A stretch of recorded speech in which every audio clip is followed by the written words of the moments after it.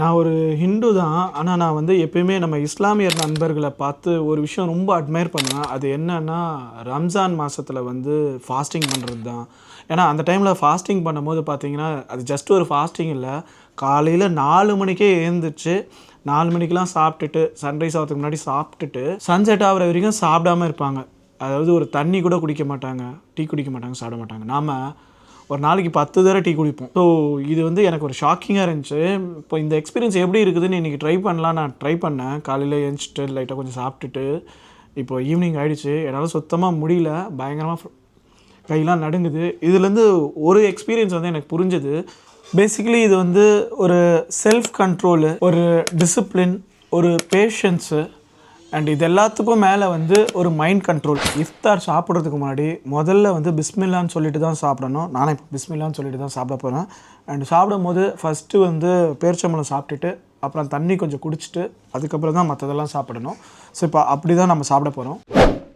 இந்த இஃப்தார் பாக்ஸை நான் வந்து இப்போ ஜைத்தூனில் ஆர்டர் பண்ணேன். இதில் என்னென்னலாம் கொடுத்துருக்காங்கன்னு பார்ப்போம். நம்ம மெயினாக வந்து இந்த டேட்ஸ் தான் நம்ம சாப்பிடணும். டேட்ஸ் கொடுத்துருக்கான், ரைத்தா, ஜூஸு, நோம்பு கஞ்சி. பயங்கர பசியில் நோம்பு கஞ்சி சாப்பிடும் போது அப்படியே வரப்பிரசாதம் மாதிரி இருக்குது.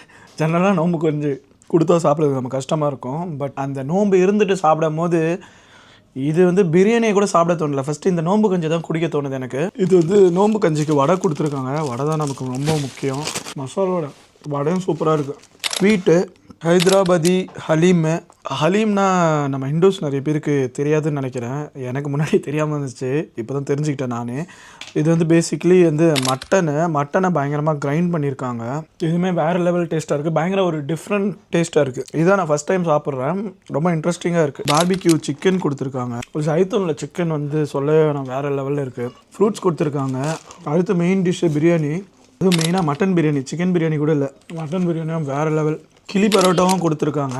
கிளி பரோட்டா சிக்கனும் வந்து அருமையாக இருக்குது. ரோலுமே வச்சுருக்காங்க. ரோலு ஆனால் சப்பாத்தியில் பண்ணியிருக்காங்க. இஃப்தாரோட அருமை எனக்கு இப்போ தான் புரிஞ்சிருக்கு. ஸோ இந்த வீடியோ பார்க்குற உங்களுக்கும் இஃப்தாரோட அருமை புரியும்னு நினைக்கிறேன். ஹிந்துவோ முஸ்லீமோ கிறிஸ்டினோ எல்லாருமே இஃப்தாரை என்ஜாய் பண்ணுங்கள். இஃப்தாரை என்ஜாய் பண்ணுங்கன்னா இஃப்தார் சாப்பாடை மட்டும் என்ஜாய் பண்ணுங்கன்னு சொல்ல வரல. நோன்பு இருந்து ஒரு நல்ல ஒரு டிசிப்ளினை கற்றுக்கிட்டு, ஏழ்மையான மக்களோட பசியை உணர்ந்துட்டு, இந்த மாதிரி ஒரு நல்ல சாப்பாடை சாப்பிட்டு சந்தோஷமாக இருங்க.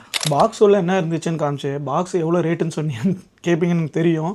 இது பார்த்தீங்கன்னா ஸ்விக்கியில் வந்து 780 போட்டுருந்துச்சு. அதுக்கப்புறம் ஸ்ட்ரைக் பண்ணி டிஸ்கவுண்ட்லாம் போட்டு 650 போட்டு வித் டெலிவரி சார்ஜோட 680க்கு வந்து ஜைத்தூனோட இஃப்தார் பாக்ஸ் வந்து நமக்கு கிடைச்சது. எத்தனை ஐட்டம்னு ஞாபகம் வச்சு சொல்லவே முடியல. ஸோ 650க்கு இது வந்து தாராளமாக வாங்கலாம்.